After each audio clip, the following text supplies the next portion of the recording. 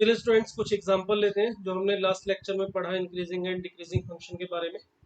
इस video lecture में जो मैं एग्जांपल लूंगा वो मोस्टली सिर्फ बोर्ड के पॉइंट ऑफ व्यू से लूंगा। जो CBSE state board, Rajasthan, Haryana, Punjab, कोई भी स्टेट बोर्ड है उसमें जिस तरह के क्वेश्चन आते हैं पहले मैं इस वीडियो लेक्चर में उनके बारे में बात करूंगा, फिर आने वाले वीडियो लेक्चर्स में हम बात करेंगे जो आईटी जेईई मेंस एडवांस में जो क्वेश्चन आते हैं उनके बारे में। तो सबसे पहले देखिए बोर्ड के अंदर जो क्वेश्चन आते हैं mostly question continuous and differentiable function के ऊपर आते हैं। वहां पर आपको ज्यादातर जो फंक्शन मिलते हैं जिसके इंक्रीजिंग या डिक्रीजिंग के बारे में हमें चेक करना होता है वो फंक्शन पॉलिनोमियल होते हैं ज्यादातर। E power x, log of x, sine x, cos x से उनके पॉलिनोमियल फंक्शन कुछ इस तरह के फंक्शन होते हैं जो हमें पता होता है कि एवरीवेयर कॉन्टिन्यूस एंड डिफरेंशिएबल है। मतलब ऐसे फंक्शन जिनके ऊपर हम डेरिवेटिव टेस्ट सीधा लगा सकते हैं। देखिए यहाँ पर भी मैंने एक सिंपल सा एग्जांपल लिया, हमें यहाँ पर एक क्यूबिक पॉलिनोमियल दिया हुआ है एफ एक्स, और हमें बताना क्या है कि ये फंक्शन कहाँ पर इंक्रीजिंग होगा और कहाँ पर डिक्रीजिंग होगा। अब पॉलिनोमियल हमें पता है क्योंकि एवरीवेयर कॉन्टिन्यूस एंड डिफरेंशिएबल होता है, तो इसका मतलब मैं यहाँ पर ये पता करने के लिए फंक्शन कहाँ इंक्रीजिंग है और कहाँ डिक्रीजिंग है एफ डैश एक्स को फाइंड आउट करके पता करने की कोशिश करूंगा कि कहाँ पर एफ डैश एक्स पॉजिटिव है और कहाँ पर एफ डैश एक्स नेगेटिव है।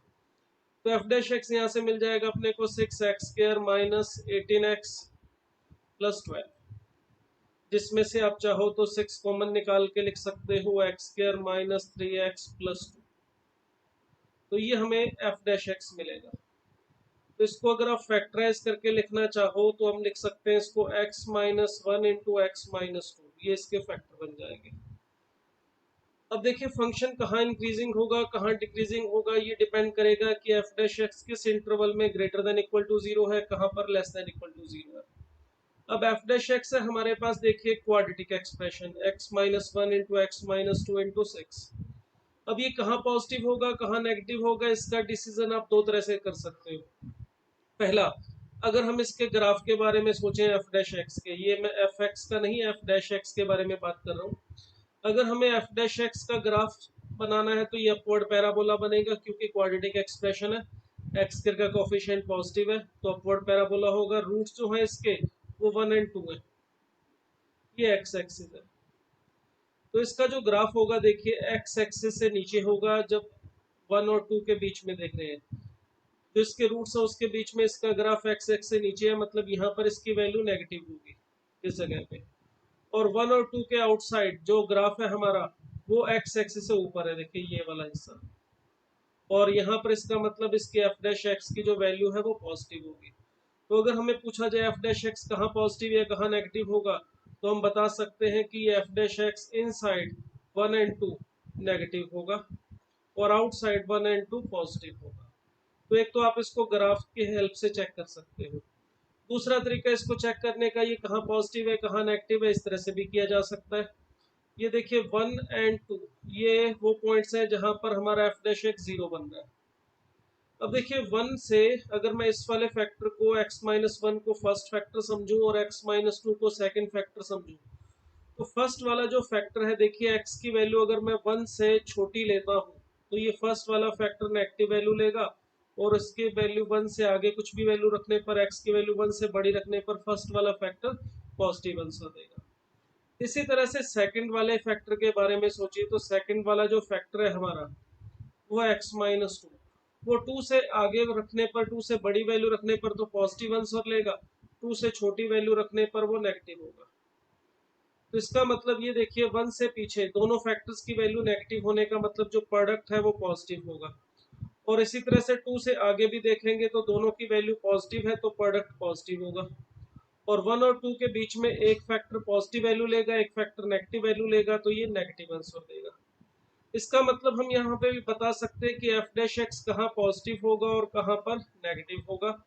तो एफ डैश एक्स के बारे में ये बताया जा सकता है कि greater than equal to zero कहाँ पर होगा, for all x belongs to minus infinite to, minus infinite के साथ ओपन इंटरवल यूनियन 1, और उसके बाद 2 से इनफाइनाइट। यहाँ पर एफ डैश एक्स पॉजिटिव होगा और एफ डैश एक्स नेगेटिव कहाँ पर होगा, एफ डैश एक्स नेगेटिव होगा for all x belongs to 1 to 2। Negative या फिर बोला जाए नॉन पॉजिटिव तो ज़्यादा बेटर है। यहाँ पर f dash x greater than equal to 0 को नॉन नेगेटिव बोलेंगे और यहाँ पर नॉन पॉजिटिव। अब ये जो इंटरवल हमारे पास आए हैं दो, एक तो माइनस इनफाइनाइट से 1 और एक 2 से इनफाइनाइट, यहाँ पर एफ डैश एक्स पॉजिटिव होगा। अब इस बात को जो मैं बोल रहा हूँ इसको बड़ा ध्यान से समझना और आंसर लिखते वक्त ध्यान रखना कि आंसर कैसे लिखा जाएगा। एफ डैश एक्स पॉजिटिव है इन दोनों इंटरवल के अंदर, तो इन दोनों इंटरवल में फंक्शन हमारा इंक्रीजिंग है। मतलब अगर मुझे लिखना है इंटरवल ऑफ इंक्रीजिंग, ठीक है, अगर हम लिखना चाहते हैं इंटरवल ऑफ इंक्रीजिंग, जिसको मैं आईओडी लिख दूंगा शॉर्ट में। आईओडी का मतलब interval of decreasing, IO I interval of increasing. Interval of increasing क्या है और इंटरवल ऑफ डिक्रीजिंग क्या है ये बताना है। तो इंटरवल ऑफ डिक्रीजिंग का मतलब जहां पे फंक्शन डिक्रीज कर रहा है, तो फंक्शन डिक्रीज कहां पे करेगा, जहां पर एफ डैश एक्स नेगेटिव होगा। तो ये आ रहा है हमारा इंटरवल 1 से 2। तो अगर हमें पूछा जाए इंटरवल ऑफ डिक्रीजिंग तो हम बोलेंगे 1 से 2, जिसमें 1 और 2 पे भी क्लोज इंटरवल मैंने लगाया है, क्योंकि 1 और 2 पे एफ डैश एक्स हमारा 0 हो रहा है, कोई समस्या नहीं है। डिस्क्रीट पॉइंट पे एफ डैश एक्स 0 हो सकता है। इसी तरह से इंटरवल ऑफ इंक्रीजिंग को लिखना है तो क्या लिखेंगे। देखिए इंटरवल ऑफ इंक्रीजिंग हमारे पास ये दो आ रहे हैं, माइनस इनफाइनाइट से 1 और 2 से इनफाइनाइट। तो यहाँ पर जो इंटरवल ऑफ इंक्रीजिंग लिखेंगे ध्यान रखना, माइनस इनफाइनाइट टू 1 एंड 2 से इनफाइनाइट, ऐसे लिखेंगे। अगर आपने इंटरवल ऑफ इंक्रीजिंग ऐसे लिखा minus infinite to 1 union 2 to infinite, तो ये गलत आंसर है, ये गलत है, बिल्कुल गलत है। ये इंटरवल ऑफ इंक्रीजिंग अगर दो अलग अलग इंटरवल में इंक्रीजिंग है तो उसको अलग अलग ही लिखा जाएगा, बीच में यूनियन डाल के नहीं लिखना है। कई बुक्स में ऐसा लिखा होता है और ये लिखना बिल्कुल गलत है। क्यों गलत है जरा समझिए। आप इस फंक्शन के ग्राफ से भी देख सकते हो, मगर मैं आपको ऐसे फंक्शन के बारे में बता देता हूँ जो आपने बहुत आसानी से इसका ग्राफ देखा हुआ है, समझा हुआ है, इसको आप बड़े आसानी से समझ जाओगे। देखो ये हमारा साइन एक्स का ग्राफ देखिए, और ये बहुत सारी जगह पर देखिए इंक्रीजिंग और डिक्रीजिंग है। यहाँ पे ये माइनस पाई बाय 2 से लेके देखिए 3 पाई बाय 2 के बीच में ये ग्राफ डिक्रीजिंग है। उसके बाद 3 पाई बाय 2 से लेके 5 पाई बाय 2 के बीच में ये इंक्रीजिंग है। फिर यहाँ पर फिर डिक्रीजिंग है। अगर आप पीछे भी चलना चाहें तो इस तरह से देख सकते हैं, माइनस पाई बाय 2 से लेके प्लस पाई बाय 2 के बीच में इंक्रीजिंग है। अगर मुझे बोलना है इस केस में जैसे इंटरवल ऑफ इंक्रीजिंग, तो मैं कह सकता हूँ माइनस पाई बाय 2 से प्लस पाई बाय 2, वहां पर ये इंक्रीजिंग है, बिल्कुल ठीक है। माइनस पाई बाय 2 से प्लस पाई बाय 2 में इंक्रीजिंग है, ठीक है। एंड इसी तरह से मैं बोल सकता हूँ 3 पाई बाय 2 से लेके 5 पाई बाय 2 में इंक्रीजिंग है, ये भी ठीक है। मगर आपने अगर इसको यूनियन करके लिख दिया तो ये गलत आंसर होगा। अगर आपने एंड लगाने की बजाय ये लिख दिया तो ये गलत आंसर क्यों होगा, आप जरा समझिए। हमारी जो डेफिनेशन थी इंक्रीजिंग फंक्शन की, कि हमने कहा था किसी फंक्शन को किसी इंटरवल एस में इंक्रीजिंग कब कहेंगे। हमने कहा था कि f x is said to be increasing on S if and only if, अगर हम कोई भी दो वैल्यूज ले x1 एंड x2, कहाँ से, एस सेट में से। x1 x2 अगर हम इस सेट एस में से ले, छोटी वैल्यू से छोटा आंसर आना चाहिए और बड़ी वैल्यू से बड़ा आंसर आना चाहिए, तो फंक्शन इस इंटरवल में इंक्रीजिंग कहलाता है। इसमें यहाँ पर इक्वल टू भी हो सकता है, कोई समस्या नहीं है। स्ट्रिक्टली इंक्रीजिंग है तो इक्वल टू हट जाता है यहाँ से। अब ये हमारी कंडीशन होती है कि अगर किसी इंटरवल के अंदर हम फंक्शन को बोल रहे हैं इंक्रीजिंग है, तो उस इंटरवल में से कोई भी दो वैल्यूज लें, स्मॉलर वैल्यू से स्मॉलर और लार्जर वैल्यू से लार्जर आंसर मिलना चाहिए। अब जरा देखें यहाँ पे क्या हो रहा है। हमारे पास अगर मैंने ये इंटरवल इस तरह से लिख दिया, माइनस पाई बाय 2 से प्लस पाई बाय 2 और उसके बाद 3 पाई बाय 2 से 5 पाई बाय 2। अब देखिए मैं इस इंटरवल में से दो वैल्यूज ले रहा हूँ, एक वैल्यू ले लेता हूँ, चलिए देखिए मैं पाई बाय 3, ये पाई बाय 3 मैंने इसी इंटरवल में लिए, देखिए ये जो यूनियन वाला इंटरवल है। और दूसरी जो वैल्यू है चलिए मैं ले लेता हूँ, यहाँ पर होगा हमारा 2 पाई और इससे थोड़ा सा आगे जाके 2 pi plus pi bye 6। 2 pi plus pi bye 6 का मतलब ये वाला पॉइंट यहाँ पे जो होगा, यानी कि मैं यहाँ पे ले रहा हूँ 13 पाई बाय 6। अब अगर आप देखें यहाँ पे ये दोनों वैल्यूज x1 और x2 है हमारी, और ये x1 मैंने लिया है π/3 और x2 मैंने लिया 13 π/6 और ये साफ दिखाई दे रहा है कि x1 छोटा है, x2 बड़ा है। बट अगर आप देखेंगे साइन ऑफ π/3 की वैल्यू, साइन π/3 की वैल्यू होती है √3/2 और साइन ऑफ 5 π/6 की वैल्यू देखेंगे तो ये होती है 1/2।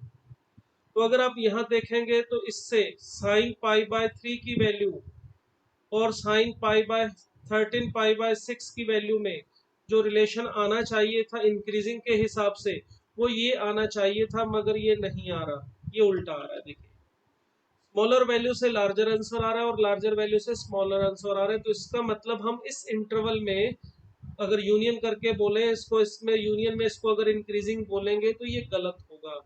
अगर मैं इसको ये बोलूंगा कि -π/2 से +π/2 में इंक्रीजिंग है, देन बिल्कुल ठीक है। आप इस इंटरवल में कोई भी दो वैल्यू लीजिए, -π/2 से +π/2 में आपको स्मॉलर वैल्यू से स्मॉलर और लार्जर वैल्यू से लार्जर आंसर मिलेगा। आप इस 3π/2 से 5π/2 में कोई दो वैल्यू लीजिए तो वही सेम कहानी, स्मॉलर से स्मॉलर और लार्जर से लार्जर आंसर मिलेगा। मगर आप यूनियन को बोलेंगे कि इसमें ऐसा हो जाएगा तो देखिए नहीं हो पा रहा है। तो इसलिए यहाँ पर भी आपका जो एफ इंटरवल ऑफ इंक्रीजिंग है वो -इनफाइनाइट से 1 और 2 से इनफाइनाइट बोला जाएगा। उसका कारण ये है कि क्यूबिक फंक्शन है और क्यूबिक फंक्शन का जो ग्राफ आएगा, इसमें अगर आपको क्यूबिक फंक्शन के ग्राफ के बारे में पता है तो ये इस तरह से आएगा। अगर एक्स क्यूब का कोफिशिएंट पॉजिटिव है, ये देखिए ये एक्स क्यूब का कोफिशिएंट हमारा 2 है तो ये पॉजिटिव है, और ये 1 और 2 जो एफ डैश एक्स जहाँ 0 बन रहा है, अगर आपको जानकारी है तो ये जो पॉइंट आएंगे 1 और ये एफ ऑफ 1 होगा और ये पॉइंट होगा 2 और ये एफ ऑफ 2 होगा।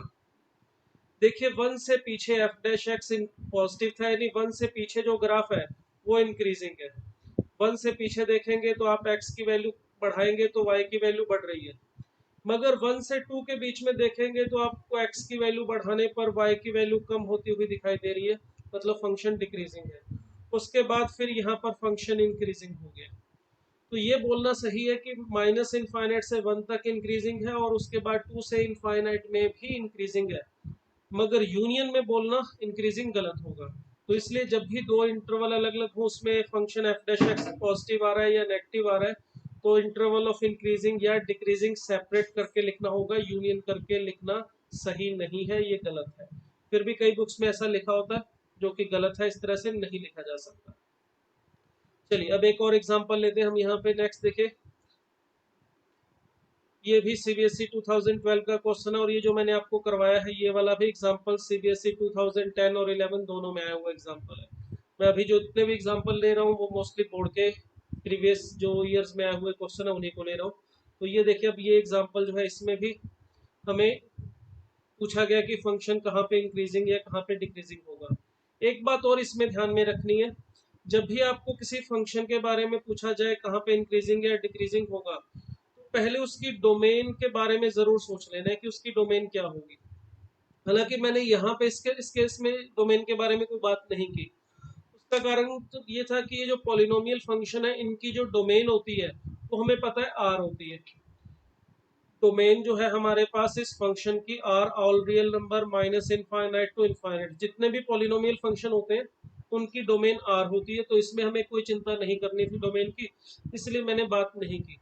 मगर ये जरूरी है कि जब भी आप किसी फंक्शन के बारे में बात करो कि वो इंक्रीजिंग कहाँ पर है डिक्रीजिंग कहाँ पर है, तो उसकी डोमेन के बारे में पहले थोड़ा सोच लेना चाहिए, क्योंकि हम डोमेन के अंदर ही बात कर सकते हैं। एक्स की वैल्यू उस पर्टिकुलर डोमेन के अंदर होगी, वहीं पर हम चेक करेंगे कि एफ डैश एक्स पॉजिटिव है या नेगेटिव है, फंक्शन इंक्रीजिंग है या डिक्रीजिंग है।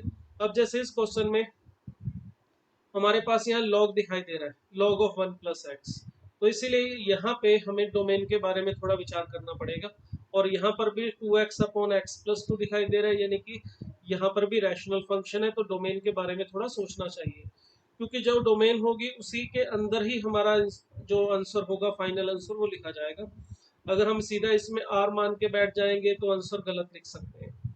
तो देखिए log 1 प्लस एक्स के वजह से अगर मैं डोमेन की बात करूं, और डोमेन हमारा 1 प्लस एक्स जो है वो होना चाहिए ग्रेटर देन 0। इक्वल टू 0 भी नहीं लगाया मैंने, लॉग सिर्फ 0 से बड़ी वैल्यू के लिए डिफाइन होगा। तो log 1 प्लस एक्स है तो इसलिए 1 प्लस एक्स ग्रेटर देन 0 होना चाहिए, नहीं एक्स -1 से बड़ा होना चाहिए।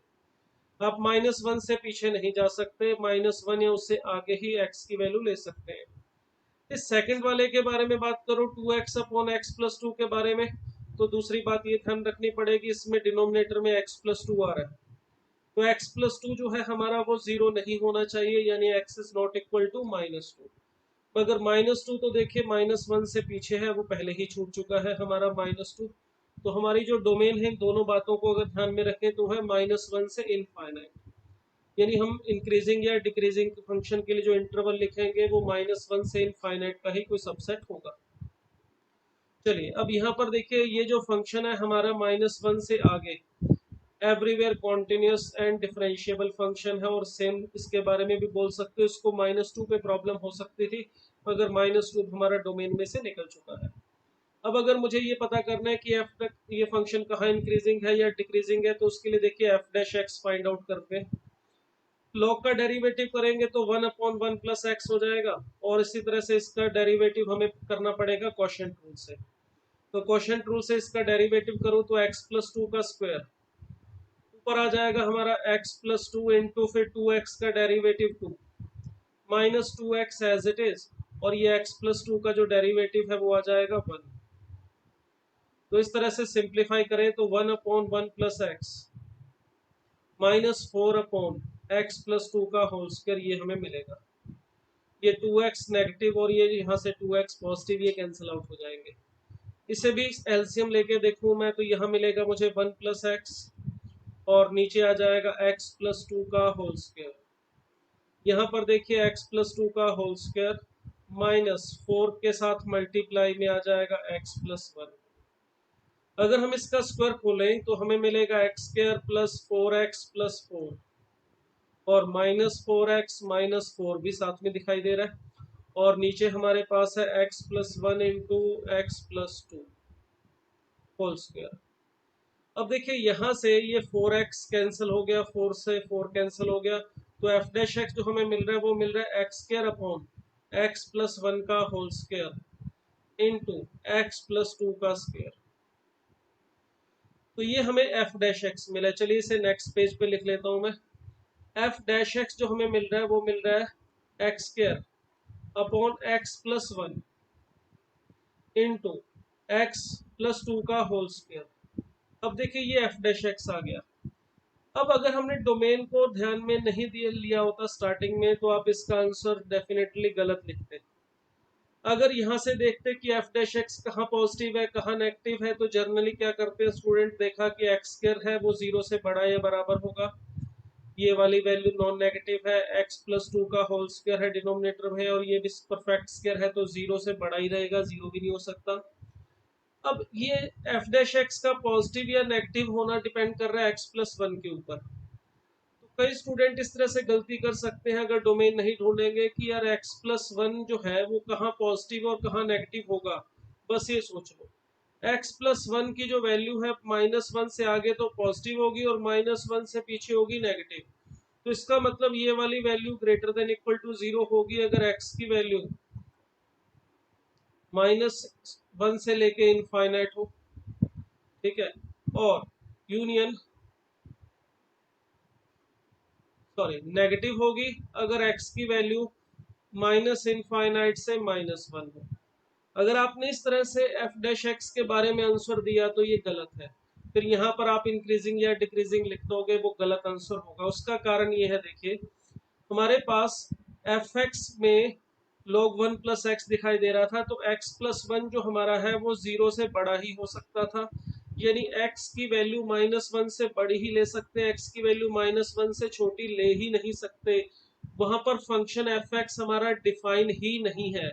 जहाँ डिफाइन ही नहीं है वहाँ इंक्रीजिंग या डिक्रीजिंग का भी कोई मतलब नहीं बनता है। इसलिए अगर आप डोमेन को ध्यान में रखेंगे तो ये गलती नहीं करेंगे, ये जो आंसर लिखने की, इसमें आपको यहाँ पे ये जो x प्लस 1 है ये पता है कि ये भी 0 से बड़ा ही होगा, क्योंकि x प्लस 1 का लॉग लिया हुआ है बाय डोमेन x -1 से बड़ा ही है।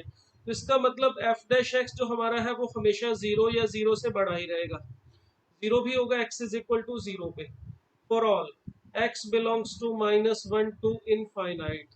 -1 ओपन इंटरवल में है, -1 पे एफ एक्स डिफाइन नहीं था, तो ये जो इसकी डोमेन है, ये अपनी पूरी डोमेन के अंदर एफ डैश एक्स जो है वो सिर्फ ग्रेटर देन और इक्वल टू 0 है। तो इसका मतलब हम बोल सकते हैं कि f x is monotonically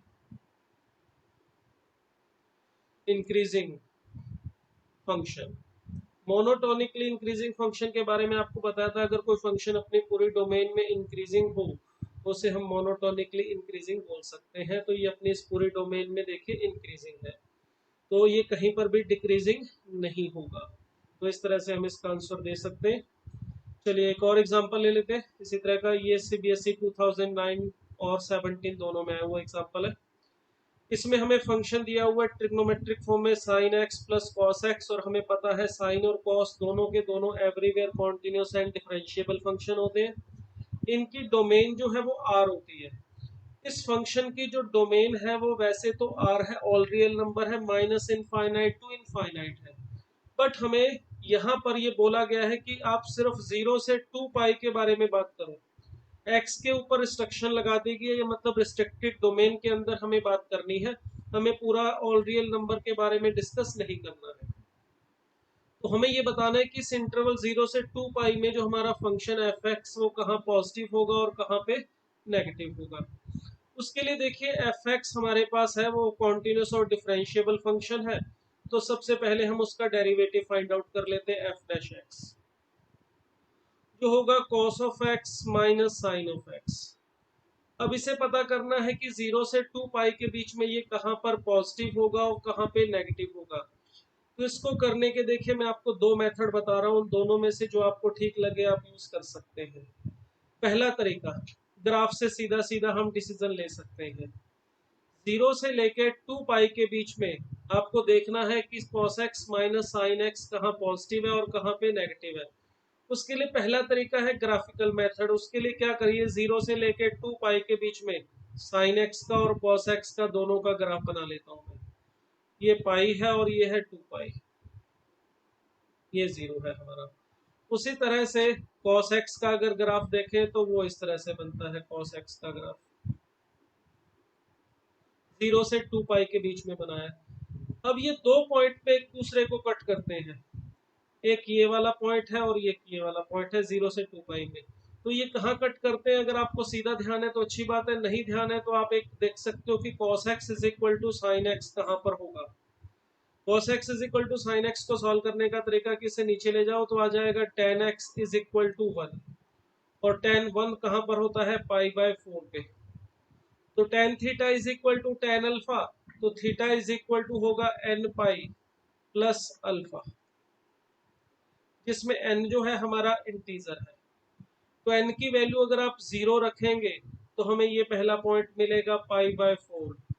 n की वैल्यू 1 रखूंगा तो मुझे मिलेगा 5 पाई बाय 4। इसी तरह से और भी आगे पॉइंट ऑफ इंटरसेक्शन मिलते जाएंगे, मगर क्योंकि हमें सिर्फ 0 से 2 पाई में ही बात करनी है तो मैंने सिर्फ 0 से 2 पाई वाले पॉइंट ऑफ इंटरसेक्शन लिख लिए।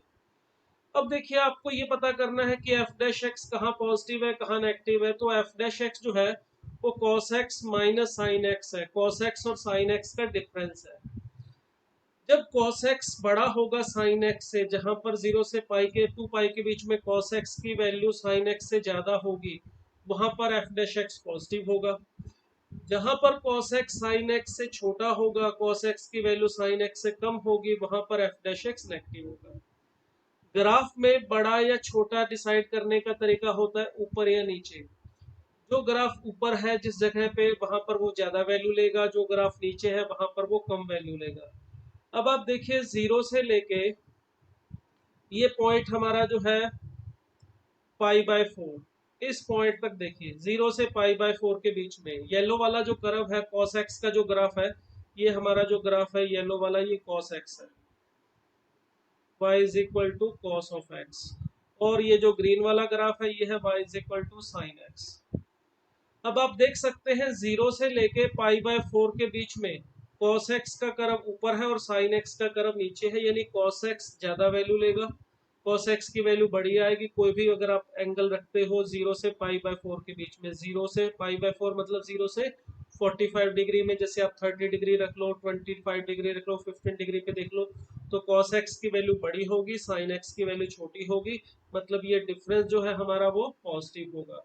तो f dash x greater than equal to zero कहाँ पर आएगा, जीरो से लेके पाई बाय 4 के बीच में। उसके बाद जैसे ही आप पाई बाय 4 से आगे निकलेंगे, इस 5 पाई बाय 4 तक देखिए साइन एक्स की करव ऊपर है और कॉस एक्स की करव नीचे चली गई है। यानी कि अगर हम देखें एफ डैश एक्स नेगेटिव कहाँ पर होगा, तो जहां पर कॉस एक्स की वैल्यू साइन एक्स से कम होगी, तो वो दिखाई दे रहा है पाई बाय 4 से लेके 5 पाई बाय 4। तो 5 पाई बाय 4 तक, पाई बाय 4 से 5 पाई बाय 4 तक साइन एक्स बड़ा है, कॉस एक्स छोटा है, इसलिए cos x minus sine x negative value लेगा।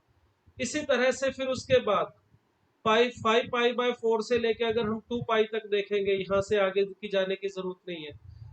5 पाई बाय 4 से 2 पाई के बीच में देख सकते हैं कि cos x बड़ा है, sin x छोटा है, तो cos x की वैल्यू sin x से ज्यादा होने का मतलब ये डिफरेंस जो है cos x minus sin x positive होगा। तो 5 पाई बाय 4 से लेके 2 पाई तक f डैश x पॉजिटिव रहेगा, यानी फंक्शन इंक्रीजिंग होगा।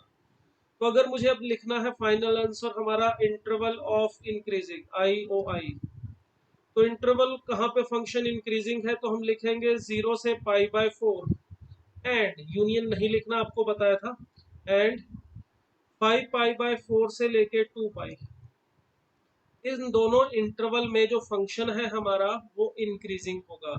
और इंटरवल ऑफ डिक्रीजिंग अगर मुझे पूछा जाए 0 से 2 पाई के बीच में, तो हम बोलेंगे 5 पाई बाय पाई बाय 4 से लेके 5 पाई बाय 4। इसमें क्लोज्ड इंटरवल भी ले सकते हो कि इन दोनों पॉइंट्स पे पाई बाय 4 पे और 5 पाई बाय 4 पे एफ डैश एक्स जीरो हो रहा है, कोई प्रॉब्लम नहीं है, एफ डैश एक्स जीरो भी हो सकता है इंक्रीजिंग फंक्शन के लिए, और स्ट्रिक्टली इंक्रीजिंग फंक्शन के लिए कंडीशन सेम होती है, आपको बताया था f dash x greater than equal to zero. और यहाँ पर equal to zero discrete points पे हो रहा है, तो हम यहाँ पे ये इंटरवल आंसर बोल सकते हैं स्ट्रिक्टली इंक्रीजिंग के लिए भी और स्ट्रिक्टली डिक्रीजिंग के लिए भी, ये सेम आंसर रहेगा जो इंक्रीजिंग और डिक्रीजिंग के लिए है। ये देखिए ये एक तरीका था, इसको इस तरह से किया हमने cos x और sin x के ग्राफ से। इसी को करने का एक और तरीका भी है, वो भी देख सकते हैं। हमारा fx था sin x plus cos x, और इंटरवल जो हमें दिया हुआ था वो 0 से 2 पाई दिया हुआ था। अब हमें अगर f डैश x जो कि cos x minus sin x है, इसे पता करना है कि ये कहाँ पॉजिटिव और कहाँ नेगेटिव होगा, तो आप इसके लिए एक और तरीका अपना सकते थे। उसमें क्या कर रहा हूं मैं, √2 से डिवाइड और √2 से मल्टीप्लाई। उससे देखिए क्या फायदा होगा, अगर मैं √2 से इसको मल्टीप्लाई और डिवाइड कर दूं तो cos x minus sine x into 1/√2 ये मिलेगा। अब देखिए इसमें अगर मैं √2 तो बाहर एज इट इज रहेगा, 1/√2 जो है इसे मैं लिख दूं sine of pi by 4 cos of x, या चाहो तो कॉस भी लिख सकते हो, दोनों में से कोई भी लिख लो, दोनों से ही हमें फार्मूला मिल जाएगा। अगर मैं इसे cos of pi by 4 cos of x लिख दूं और इसको साइन पाई बाय 4 और ये साइन एक्स लिख दूं, जब मैं यहाँ पे साइन लिखता और यहाँ पे कॉस, तो फार्मूला बन जाता साइन ए माइनस बी का, sign A cos B minus cos A sine B. अब मैंने यहाँ पर कॉस और यहाँ पे साइन लिखा है तो भी कोई समस्या नहीं है, फार्मूला बन गया है हमारा cos of A plus B का, तो जिसमें ए का मतलब है पाई बाय 4 और बी का मतलब है एक्स, तो cos of A plus B ये हमें एफ डैश एक्स मिल गया है। अब ये जो एफ डैश एक्स है हमें बताना है कि एफ डैश एक्स कहाँ पर पॉजिटिव और कहाँ पर नेगेटिव होगा। उसके लिए भी आगे दो तरीके आपको बता देता हूँ। हमारे पास cos of x plus pi by 4 को कहाँ भी ये बड़ा होगा, 0 से कहाँ पर छोटा होगा, तो एक तरीका ये है कि हमारा जो x है वो 0 से लेके 2 पाई के बीच में लाई कर रहा है, और x प्लस पाई बाय 4 जो होगा वो पाई बाय 4 से लेके 2 पाई प्लस पाई बाय 4 करेंगे तो 9 पाई बाय 4 के बीच में लाई कर रहा है। कॉस के बारे में हमें पता है कि cos x कहाँ पॉजिटिव कहाँ नेगेटिव होता है, आफ्टर स्कूल टू कॉलेज ये आपने रूल पढ़ा होगा। फर्स्ट क्वाड्रेंट में all trigonometric ratio positive value लेते हैं, सेकंड क्वाड्रेंट में साइन एंड cosec पॉजिटिव होता है, थर्ड क्वाड्रेंट में tan और cot पॉजिटिव रहते हैं, फोर्थ क्वाड्रेंट में आफ्टर स्कूल टू कॉलेज सी लिखना था यहाँ पे। फोर्थ क्वाड्रेंट में कॉस एंड सेक पॉजिटिव रहते हैं, तो आपको यहाँ पे जो एंगल है x plus pi by four है वो पाई बाय फोर से 9 पाई बाय फोर के बीच में लाई कर रहा है। तो देखेंगे कि ये जो एंगल है हमारा कब फर्स्ट क्वाड्रेंट में जाएगा, कब सेकंड क्वाड्रेंट में जाएगा, कब थर्ड क्वाड्रेंट में जाएगा। उसके अकॉर्डिंग हम डिसाइड कर सकते हैं कि cos x कब पॉजिटिव होगा, कब नेगेटिव होगा। उसके लिए वही सेम थिंग देखिए, अगर x की वैल्यू देखो जीरो से स्टार्ट करनी है मुझे, जीरो से लेके अगर मैं इसकी वैल्यू पाई बाय फोर तक लूंगा x की, अगर x जीरो से पाई बाय फोर के बीच में होगा तो x plus pi by four की जो वैल्यू है वो पाई बाय फोर से पाई बाय टू यानी फर्स्ट क्वाड्रेंट में रहेगी। फर्स्ट क्वाड्रेंट में एफ डैश एक्स यानी कि cos of x plus pi by four into root two ये पॉजिटिव रहेगा। जैसे ही x की वैल्यू मैं पाई बाय फोर लेता हूं तो यहाँ पे ये पाई बाय टू बन जाएगा। अब पाई बाय फोर से लेके देखिए यहाँ पर सेकंड और थर्ड दोनों क्वाड्रेंट में जो कॉस है वो नेगेटिव होता है। तो हमारा जो x plus pi by four है जब टू पाई बाय टू बनेगा, सॉरी 3 पाई बाय टू यानी कि 270 डिग्री वो बनेगा जब x is equal to 3 pi by two minus pi by four होगा, जिसे आप कह सकते हो एलसीएम लेके 5 पाई बाय फोर। तो जीरो, अगर आप x की वैल्यू पाई बाय फोर से 5 पाई बाय फोर के बीच में लेके जाएंगे तो आपका जो कॉस है यहाँ पे उसका angle x plus pi by four वो पाई बाय टू से 3 पाई बाय टू के बीच में लाई करेगा 90 डिग्री से 270 डिग्री, वहां पर एफ डैश एक्स नेगेटिव होगा। उसके बाद फिर जब आप 5 पाई बाय फोर से लेके 2 पाई तक जाएंगे, 5 पाई बाय फोर से हमने कहां तक जाना है 2 पाई तक, तो 5 पाई बाय फोर से लेके 2 पाई तक जब आप जाएंगे तो जो एंगल है हमारा फिर वो देखिए आगे चला जाएगा कहा 3 पाई बाय टू से लेके 2 pi plus pi by four तक, यानी कि फोर्थ एंड फर्स्ट क्वाड्रेंट।